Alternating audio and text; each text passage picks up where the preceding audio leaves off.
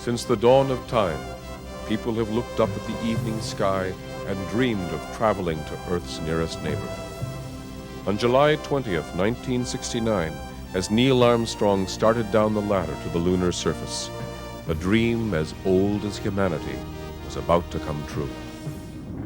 In the years leading up to this moment, the American space program was plagued with failures and death. Many of the world's top scientists were certain a moon landing was impossible. This is the incredible story of the historic flight of Apollo 11.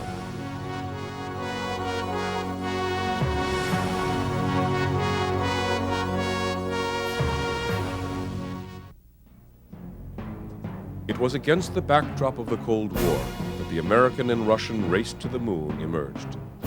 With the early Russian successes in space, the truly fearful West believed that Soviet leader Nikita Khrushchev was fully capable of making good on his boast that the entire world would someday sleep under a red communist moon. The early American effort in space, however, proved disastrous at nearly every turn. As the entire world watched in wonder, the U.S. news media aptly supplied wide coverage to several ruinous missions, in sharp contrast to the highly guarded, top-secret Russian space program, of which little or nothing was known. We were on the verge of having a robust capability that could take us to the moon. At least we could conceive of what it would look like on paper.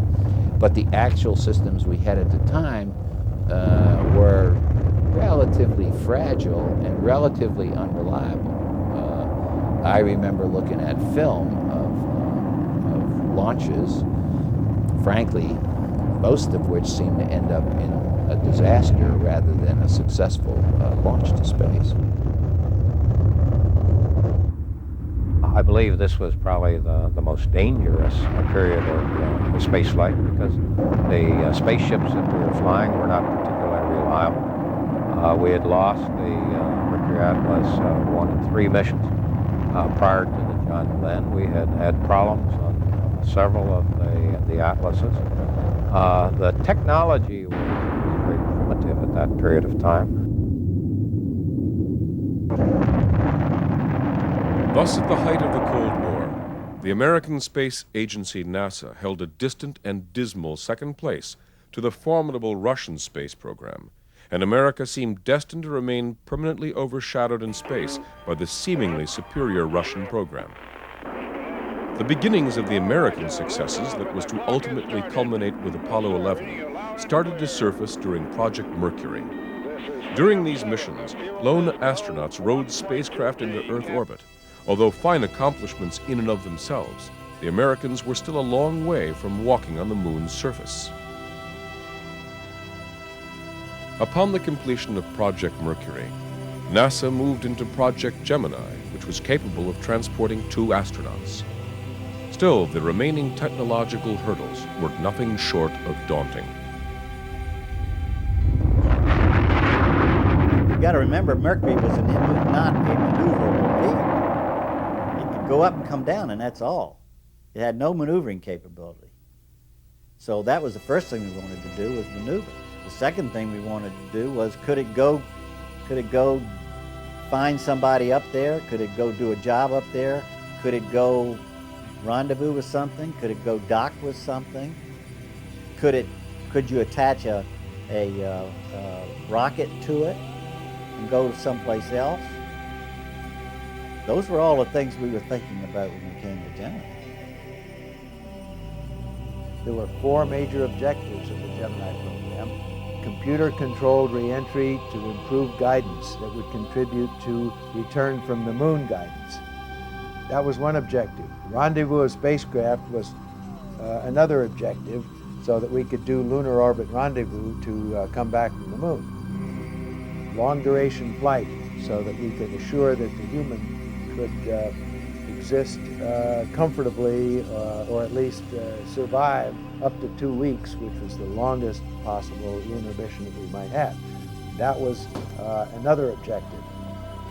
The final objective of the Gemini program, number 4, was space walking, or EVA, so we could convince ourselves that we could build the spacesuits and the human could operate independent of the spacecraft on the lunar surface.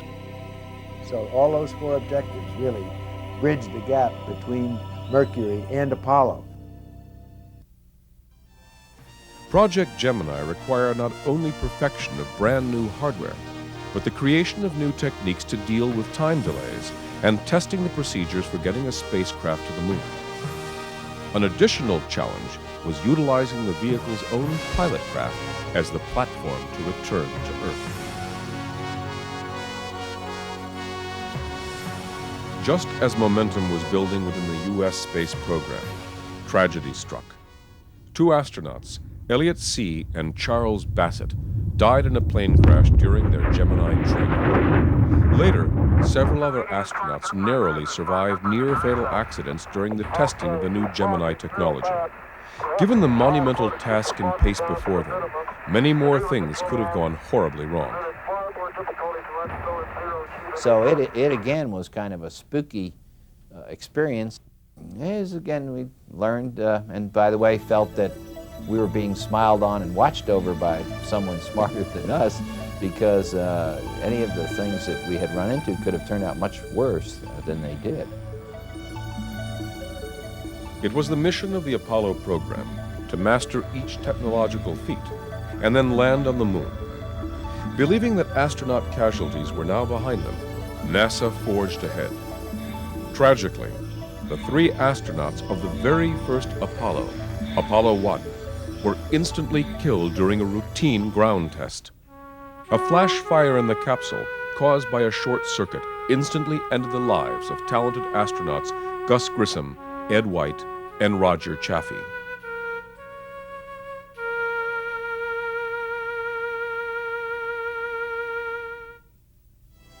With NASA's moon goal seemingly beyond reach, little time was lost and the overall effort was accelerated.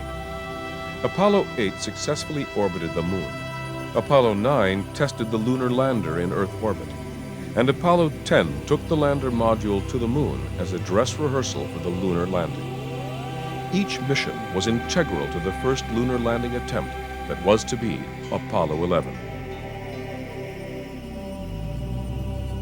I think if there was anything that got us there, it was the tremendous effort of the people we had. And I think that can't be emphasized too greatly in Apollo. It was the people that did it and not any machines or any inventions or any one particular people's courage or astronaut courage or anything like that. It was an effort of a large number of people who really devoted their entire life to making it happen.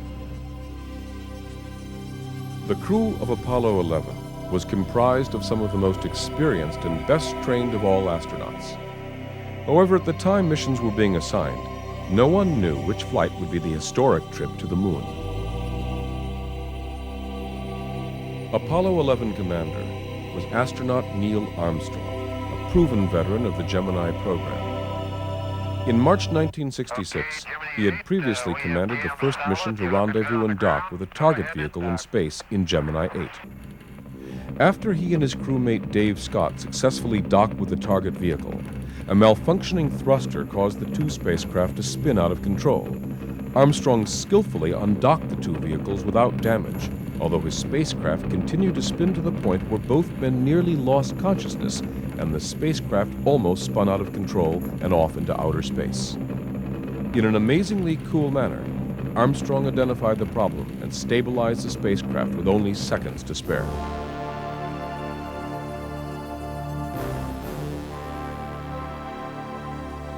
It was this sure confidence that earned Armstrong the commander post of the Apollo 11 mission. Those same skills once again saved Armstrong only weeks before the historic Apollo 11 mission. In the course of testing a research model of the lunar landing training vehicle, the vehicle malfunctioned and careened out of control. Again, with only seconds to spare, Armstrong ejected less than 75 meters just before the vehicle crashed. Had Armstrong remained inside, the accident would surely have resulted in his certain death.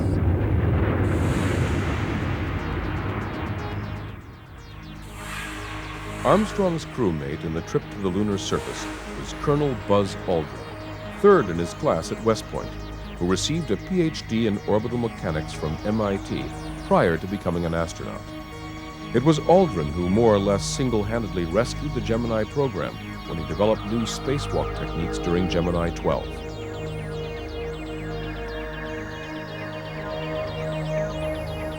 Aldrin's successes in the last Gemini mission gave NASA the boost in confidence they needed to proceed with an aggressive moon landing schedule and earned Aldrin his seat next to Armstrong on Apollo 11.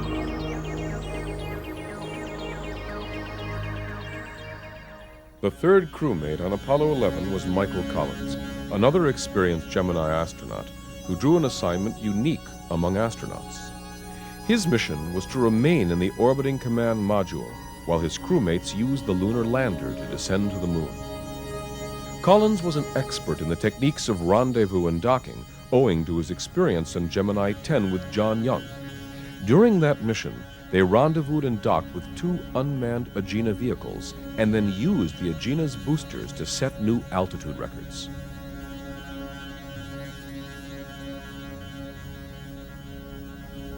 Originally, Collins was assigned to the first manned mission to orbit the moon on board Apollo 8, but was forced off that flight as a result of a bone spur in his neck that required minor surgery.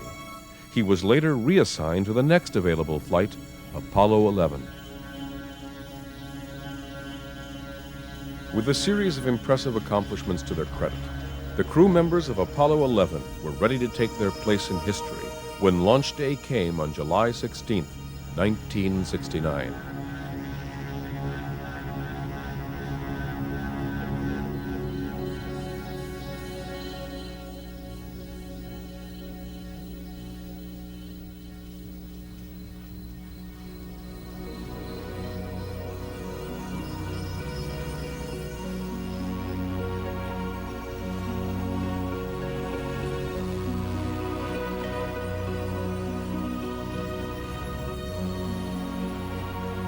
Well, every launch day is a time of excitement, enthusiasm, and apprehension.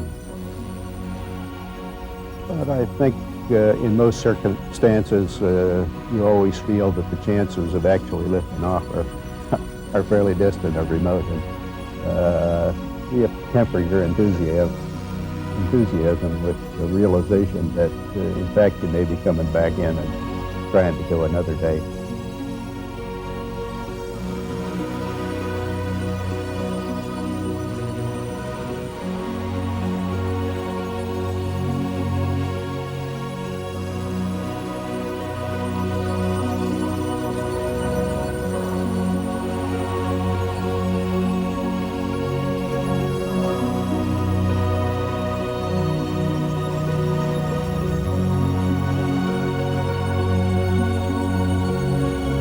I think the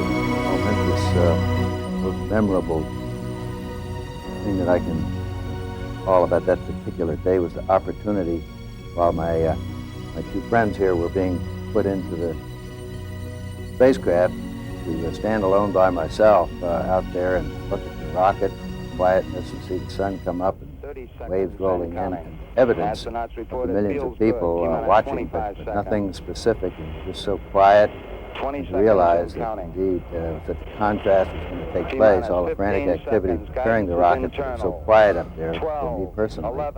And in a very few moments, we were going to be departing in a great roar off for a momentous event.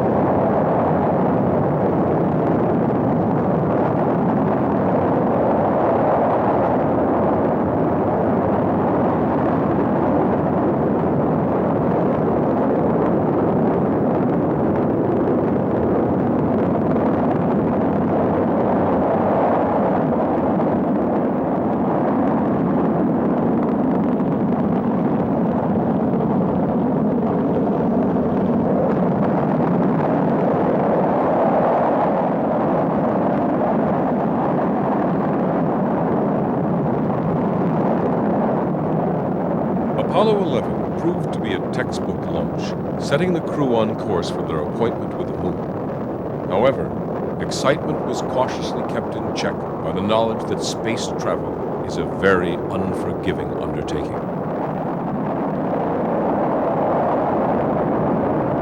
There are so many things that can go wrong on a trip to the moon and back.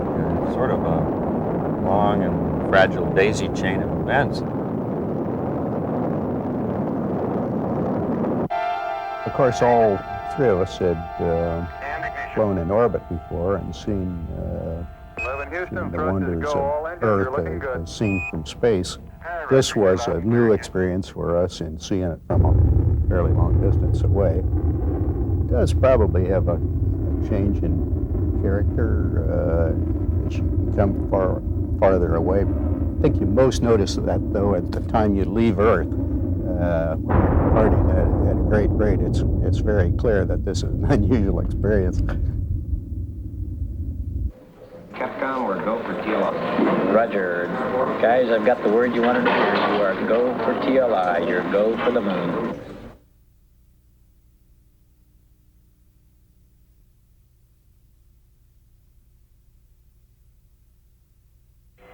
Apollo 11, this is Houston. How do you read?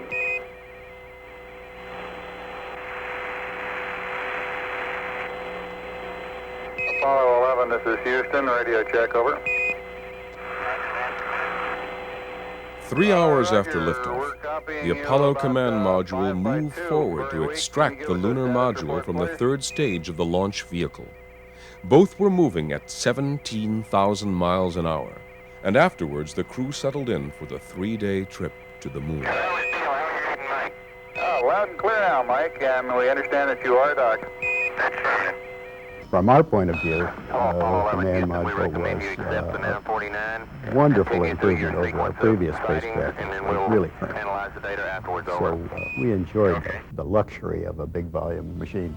I thought we had amazingly good accommodations. We had hot and cold water. The food was even edible.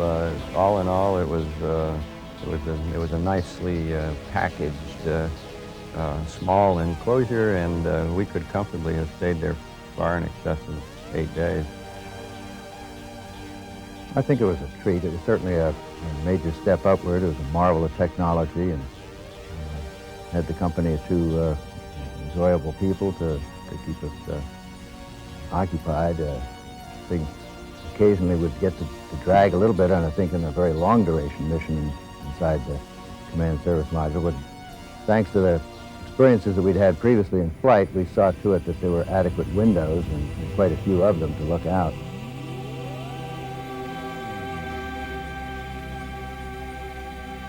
After traveling more than 250,000 miles across the emptiness of space, the spacecraft finally reached the moon and was readied for lunar orbit.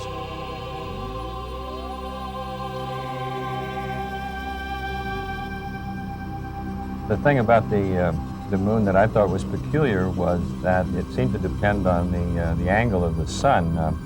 When the sun was almost overhead and it was noon down below, the moon appeared to be a warm and a friendly place. On the other hand, near dawn or dusk, it became very foreboding looking. The craters cast very long shadows, and the place looked distinctly unfriendly. So I was intrigued by the contrast based purely on what angle the sun happened to be coming from.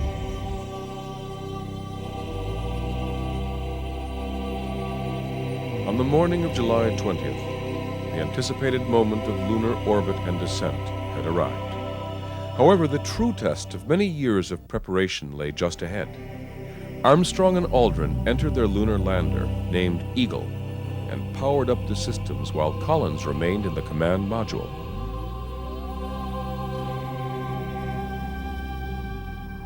The spacecraft is behind the moon, and we go into what we call battle short in the control center. Battle short is where we actually physically block the circuit breakers and the main feeders for this building, such that if we'd have a power fault, we'd prefer to burn up the circuit rather than have that circuit breaker open prematurely.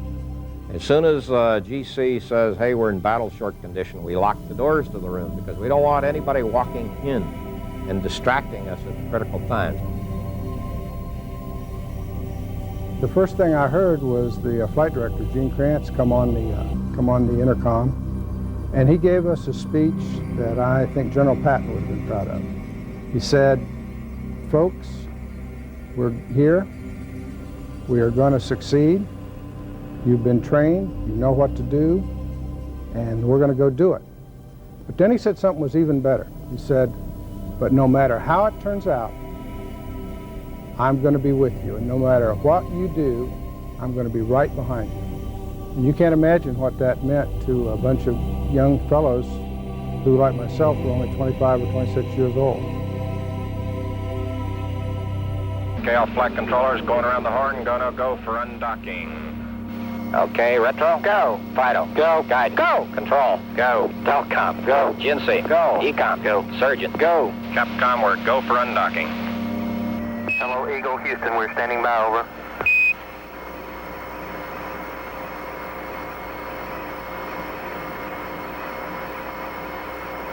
Eagle, Houston, we see you on the steerable, over. Roger, Eagle, undock. Roger, how does it look? Eagle has wings. Roger. 000 9 or I think 8. perhaps the final descent to the lunar surface Plus, was, correction, for me, the highlight of the flight. It was very challenging, a lot of unknowns, 00085. and it was, for a pilot, it was a wonderful experience. 030 As soon as the comm came in good and solid, we saw good telemetry data. The first thing that happened was I saw that there was a 20 foot per second velocity error in the onboard computer. Now that came from the fact that we'd started at the wrong place. We just couldn't predict perfectly where we were going to be and what speed we were going to be when we started the descent. The problem is, at 35 feet per second, we have to abort. So here we are riding right along this abort ledge, just inside it, and wondering, is this an initial error or is this something that's going to grow? Because if we had an accelerometer problem, a gyro problem, it was going to grow. We were going to have to call an abort. And that was something that was going to be my call, and I dreaded this sort of thing all along. Okay, all flight controllers, gonna go for landing. Retro, go. Fido, go. Guidance, go. Control, go. Telcom, go. GNC, go. Ecom, go. Surgeon, go. Capcom, we're go for landing. Altitude 4200. Houston, you're a go for landing, over. Roger, understand, go for landing, 3,000 feet. Looking great. Everything is good. We're back on track. I thought, boy, this is, things are going to work out fine. Go. Guidance, you happy? Go. 30 seconds later, after I thought things were going to work out fine, we got the first program alarm. If you listen to the tape, the crew talks about it first. You hear Neil Armstrong say, 1201, program alarm. Program alarm. 1201. 1201. Roger, 1201 alarm. 1201 alarm. 1201, it sounds, it's four little numbers, sounds sort of ah-ho-hum, but what it really means is, hey bud, I had too much to do that last second. I didn't get it all done, and I hope that I've done the most important things. And it's up to you to figure out if I've done the most important things, because I'm going on, I can't stop. And that's what that was all about. 0, 9 or 8. Well, when I saw those come up, my first thought, uh-oh, abort, you know, a computer, because always doing a simulation, a computer glitch like that was the data dropped out, the computer stopped computing, and everything just went to, you know, hell in a handbasket. 030. Just as the ground control engineers were trying to come to grips with understanding what caused the 1201 alarm, another series of alarms went off, indicating another potential situation hindering the moon descent. Eagle looking great. Roger, 1202, we copy it. Now, what we were concerned about, there's another computer alarm, which was called a PUDU, which means do program 00. Program 00 is where the computer says, hey, I don't have enough time to do anything. I'm going to go to idle and wait for further instructions. We were worried that we might force ourselves into that particular type alarm, and there we would have to, we'd either have to be in a landing position, select the abort guidance system and try to land, or abort. I mean, that was a bad case. I look around and I see it's not coming too fast. I see that the velocity's okay, the altitude's okay. And about 10 seconds after the alarm, we call a go. I said, flight, we're going that alarm. Give us a reading on the 1202 program alarm. Roger, we got you. We're going at alarm. Good radar data. We're now in the approach phase. Everything looking good. Just right when the crew really needed it, because they called down and said, how are we doing? What's going on? Which is their way of saying, hey, what's going on? Give us a quick reading. We said go very confidently, and they put their head back in the cockpit and kept flying. Altitude, velocity, light. The tension in mission control was so real you could cut it with a knife, and I'm just babbling along on these, you know, giving them updates and this and that and the other. And Deke Slayton was sitting right next to me during that final few minutes, and about the last minute, he hit me in the side and said, whispered, "Shut up, Charlie, and let them land." And so I got real quiet. Velocity light. I get a call from the controllers that says, hey, we've hit the DIPS, which is Descent Propulsion System, low level discrete. And that sets my mental clock running and the clock of all the controllers in the room running that, hey, we only got 2 minutes of hover time, hover fuel remaining. And we know the crew isn't down near the surface yet. And pretty soon this clock, this time starts moving agonizingly slow down here. And then next call we get is 60 seconds. We still haven't landed the moon, and we're well beyond our experience base for landing there. We get another call at 45 seconds, still haven't landed. In our simulations, we're accustomed to having a large number of these kinds of difficulties, and we had in fact simulated landing with very small amounts of fuel left, so I didn't feel that this was an oppressive situation. Not that we weren't concerned about it. We certainly were, because they're serious matters. We get down at 30 seconds. We get a 30-second call, and at this time, over the voice path from the crew, the airground from the crew, you start hearing we're kicking up dust. So we now knew we were pretty close down to the surface.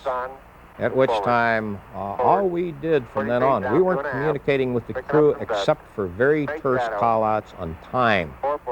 30 seconds, 15 seconds. Contact light. Okay, engine stop. We copy you down, Eagle.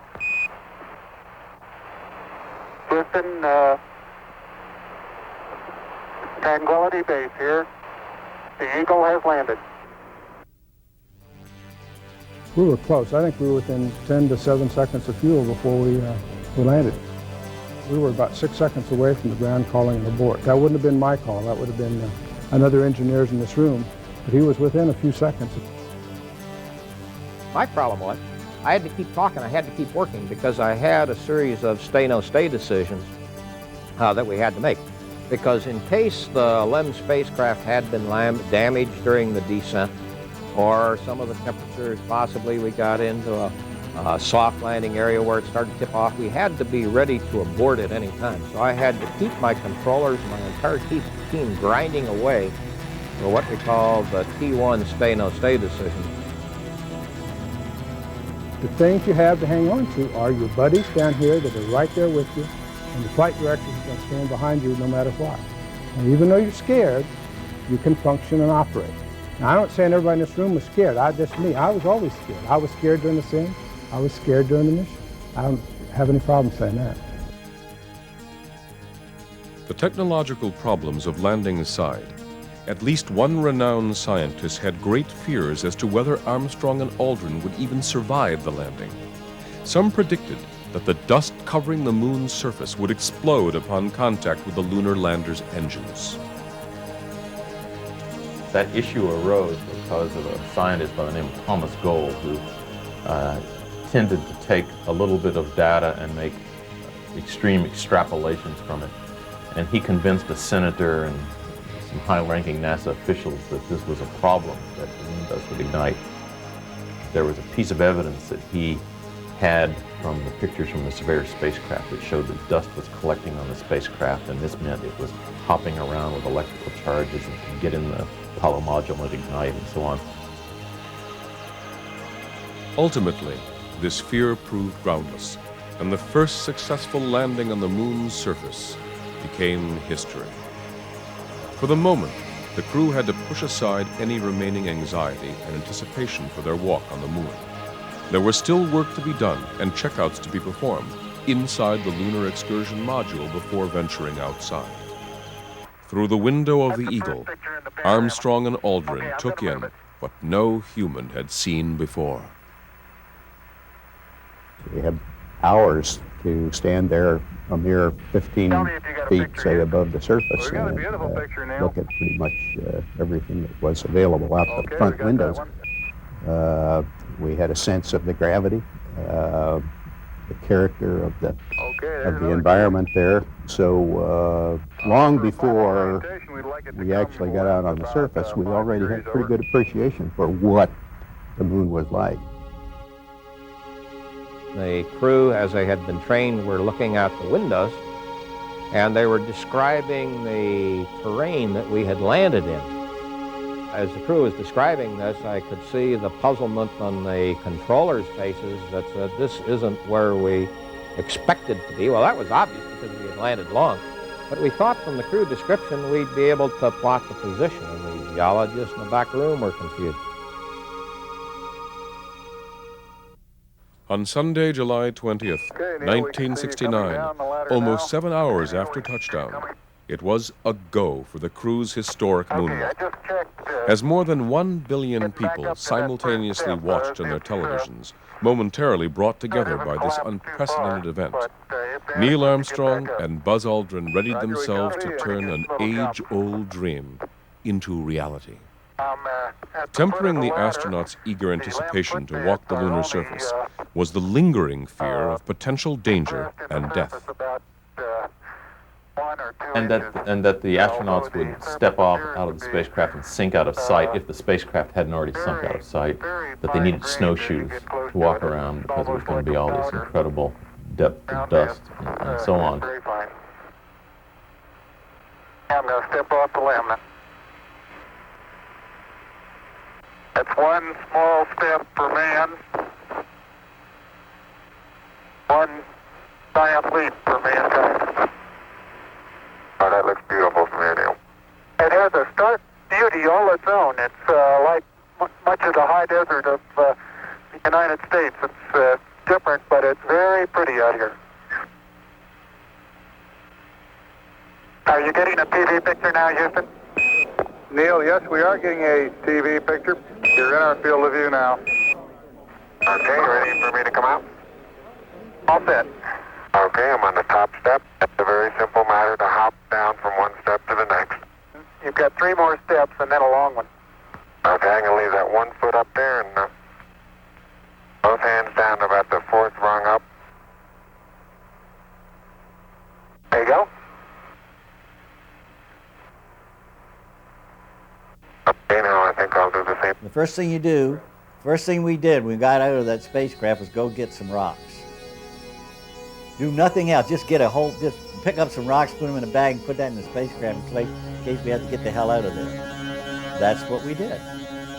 Okay, we've done that and we're satisfied everything's okay on the moon. Now we'll go put out the instruments. We did that. What's the minimum instruments you can have on this flight? Because we don't want to spend a whole lot of time on the moon.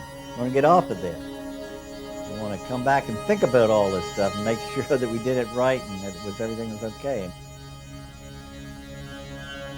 I think I was relieved by the ease that we had in being able to maneuver around. Perhaps impressed by the talcum powder nature of the fine surface itself. As you look at a blueprint, it just was so smooth, just like you'd just put your foot in talcum powder. It was just a many-faceted moon. It was a stranger to me before the mission, but I now look back at it as somewhat of a friend, a place that I've visited. Beautiful view. Isn't that something? Magnificent sight out here. Magnificent desolation. Powder is very, very fine powder, isn't it? Isn't it fine? Hey, Neil, didn't I say we might see some purple rocks? Find the purple rocks? Yep.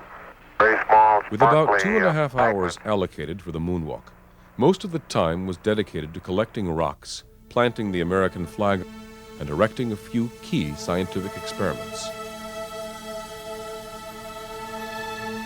When we first had to interface with the scientists, the paleontologists, planetologists, and the geologists, and the seismologists, and all those learned doctors, they didn't like us worth a damn.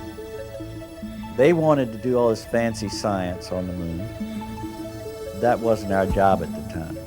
Our job was to get that goddamn thing there and back safely.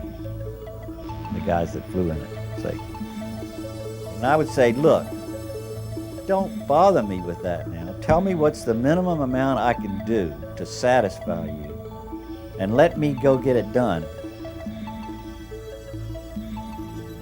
One of the experiments consisted of a package to detect moonquakes and meteorite impacts, while a laser-ranging reflector helped to accurately measure Earth-Moon distances, and a solar wind experiment detected particles of solar wind blowing onto the lunar surface. When we're on the surface of the moon, even though the Earth was only a slight 24 degrees off the vertical, there was no traction on my part to divert my attention from where we were and what we were doing, to look up at it, except for the one time when we tried to take a moving picture, or a stirring picture, a memorable picture. And certainly, in retrospect, we looked awfully small. Personally, there was a time when an ironic thought sort of filtered through my mind that here Neil and I were so far away from home, much further than people had ever been, and yet at that same time there were more thoughts, concerns back so far away on what it is we were doing at that very moment. After 2 hours and 31 minutes, the astronauts completed their work on the moon and returned to their lunar lander. With no wind or rain on the moon, the footprints of Armstrong and Aldrin will remain for centuries. Astronaut Collins remained behind to pilot the command module named Columbia and was orbiting the moon. During this time, he had occasion for much serious contemplation. A minor functional error could leave him floating in space forever. Well, I enjoyed being in the command module by myself. It was a happy little home. All the machinery was working properly, and my concerns were not within the command module, but simply that something might go wrong with the LEM, with the lunar module, and these two guys might get stuck on the surface of the moon. That was my main concern. Pass in, back into lunar orbit. Capcom? Ecom? Surgeon? GNC? Guidance, you happy? Go! Fido. Go! Capcom, we're go for liftoff. Tranquility Base, Houston, you're cleared for takeoff. Roger, understand. We're number 1 on the runway. Perhaps the most dangerous aspect of the entire mission was the ascent phase, when the astronauts lifted off from the lunar surface. Nearly every system of the mission was equipped with backups, double redundant machinery and equipment, with the exception of one. There could be only one lightweight engine that would lift the crew up and off the lunar surface. If the engine failed to start, astronauts Armstrong and Aldrin would have become permanent monuments on the moon.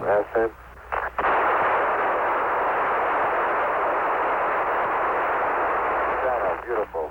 Very smooth. Very quiet ride. There's that one crater on there.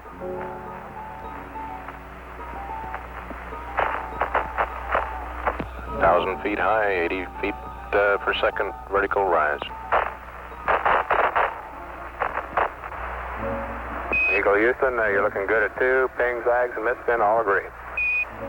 On July 21st, the ascent engine performed perfectly, and the Eagle spacecraft and crew Eagle said Houston, goodbye going right to the down moon. track. Everything's great.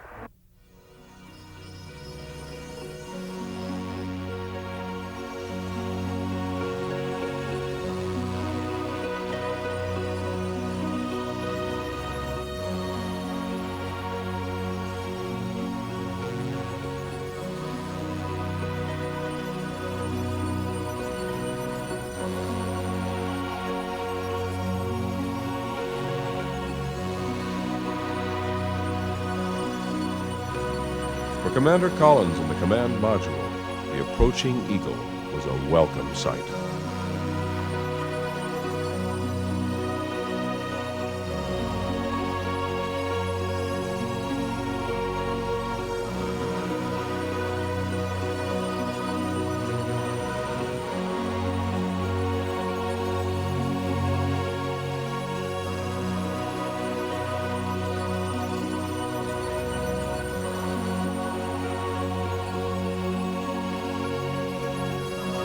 After docking together, Armstrong, Aldrin, and their priceless cargo of moon rocks were transferred into the command module.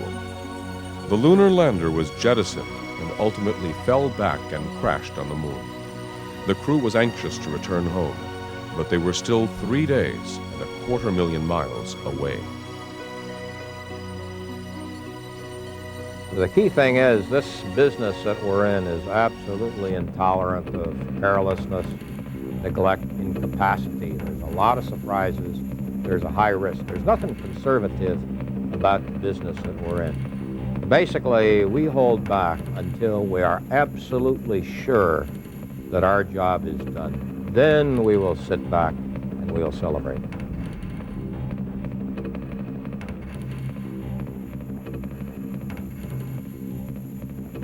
On July 24th, Apollo streaked across the heavens headed towards Earth at 25,000 miles an hour, and the Navy rescue team was right there to greet them when the parachutes came out.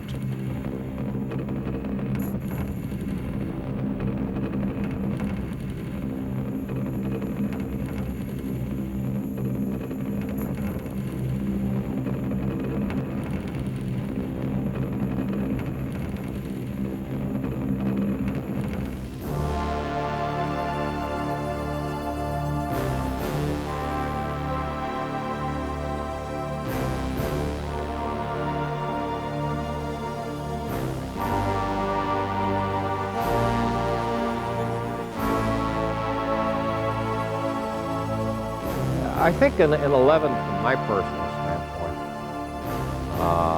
we brought the flag diving. And I think that sort of said, hey, thank God for America, and thank God for this country that has let us work in such a marvelous program.